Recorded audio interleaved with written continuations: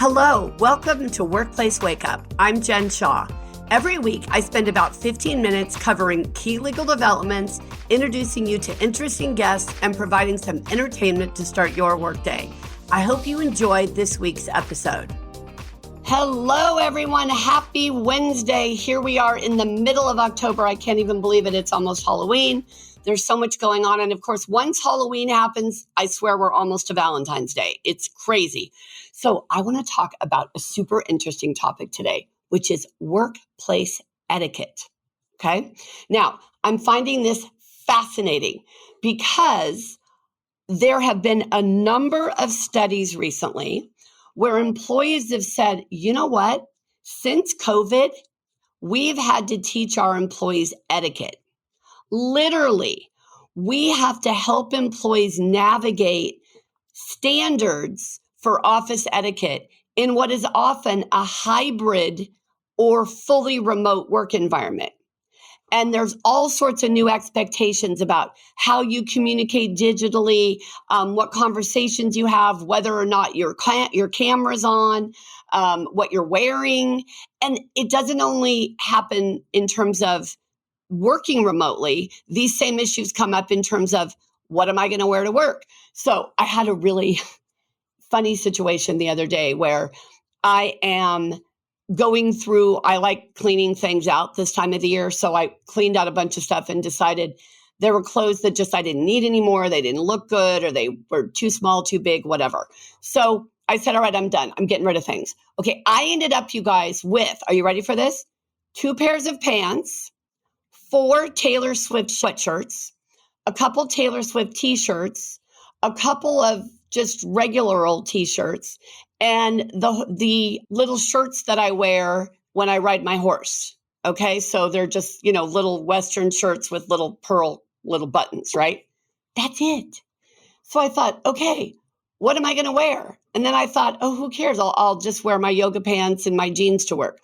Well, I had a client who came in the other day and she sort of looked at me with my hair in a ponytail and frankly, not looking very professional. And she said, wow, you don't dress up at work here? Oh my gosh, I about died, I have to tell you. And I said, well, we should. And with the fact that my name's on the door, I should be doing better. So I've told my staff I'm working on it. I'm going to accumulate some more professional clothing so that we can have a more professional sort of atmosphere. But I didn't even think about it before. And when I read this article recently about how many companies are doing etiquette training, nearly 1/2 of the companies that responded to this survey that was put out by an organization called HR Brew, BREW, they are actually teaching their employees.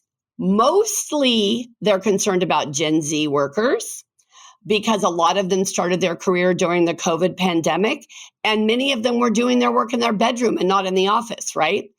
So remember, Gen Z is roughly people who were born in the mid-90s until the early 2000s. So between the mid-90s and the early 2000s. So these folks are brilliant, okay? They're technically brilliant. They've had a lot of great training and they know a lot of technology. But the soft skills are often missing. And some of that is because of what went on during COVID. I had a talk with a consultant we work with a couple of weeks ago, and he and I were talking about the presidential election coming up. And we have different candidates who we're supporting. So I was trying to figure out what his perspectives were. Like, why was he supporting his candidate and not my candidate? And it was so helpful for him to sort of tell me some very rational reasons why he's making the decision that he's making. And it made me think about the fact that we had a really interesting discourse, but we respected each other. Like, I didn't need to call him names. He didn't need to call me names. We do have very differing views, but we were 2 people on a Zoom call who listened to each other. I didn't interrupt. He didn't interrupt me. It was just all very, it was just all very civilized. Okay. So soft skills, things like making eye contact, turning on your camera. I know people don't want to turn on their camera if they're remote. But look, you got to connect with people. It's really hard to connect with them when you can't see them. It's hard for them to connect with you. So just use one of the blurry backgrounds. They don't have to see your house or whether you cleaned the dishes last night. There's just so many things that you can do to try to make people connect, make people feel comfortable. The other thing about Generation Z workers is many of them never went to an office because of COVID. And now so many workplaces are going back to the office, right? So many of our clients are calling and asking for advice about how to get people back to work, how to get people back into the office, at least on a hybrid schedule. So it can be really tough. So what do I think you should do? Okay, a couple things that I think are important. First of all, I think everybody needs a mentor. Everybody needs someone who they can go to and say, hey, do you think it's okay that I put this in an email? Do you think it's okay that I eat my lunch in this place? Do you think it's okay that I'm wearing what I'm wearing? And I don't mean the skirt is too short or the blouse is too low. Not like that. Like, can I come to work in my pajamas, basically, right? Which is what my yoga pants are. This idea of what are we doing at work? What are we trying to drive? It doesn't mean we all have to wear blue suits with red power ties, right?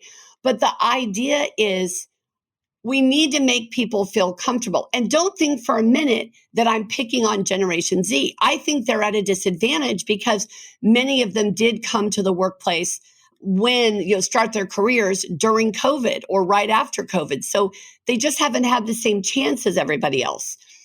Also, I want us to think about things, whether you're in the office 100% of the time or not. When do you set meetings? Do you set meetings without checking people's calendars? Do you think about what time zone people are in? What do you do when people are really sick and tired of meeting virtually? Can you schedule something in person? All of this is not only etiquette, it's emotional intelligence, right? It's this idea of, look, how are we behaving? How are we treating each other? What's our level of conduct and behavior? And it's so interesting to me because when I interviewed for my first law firm, I was taken to lunch by several lawyers, and the career services person at my law school gave me a whole, I don't know, it must have been a 35 or 40-minute conversation about what not to order at lunch, what not to talk about at lunch, all of the silverware. She wanted to make sure that depending on where we went, I might have 4 forks and 3 spoons and 2 knives. What am I supposed to do with those? Now, lucky for me, my grandmother was a stickler for etiquette. So not that I follow it, but I know it. And so I wasn't as nervous as some of my classmates were, but it was really helpful. And I interviewed someone recently for a job who's coming right out of law school. And I asked them, what feedback did you get about, or what guidance did you get about coming to do this interview? And it was really interesting. She looked at me like I was crazy. She's like, what do you mean guidance? I said, well, did they tell you what to wear? Did they suggest what you should say? Did they give you ideas about what not to talk about? No.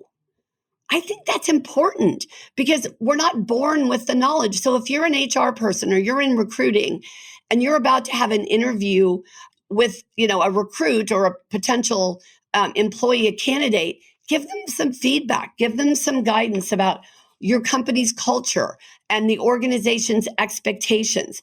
I mean, it's such an important skill for people to know. And if we're not teaching it to people, most of the time, they're not going to know just off the top of their heads, right? So it's not just don't order spaghetti at lunch, right? Which could be a total disaster.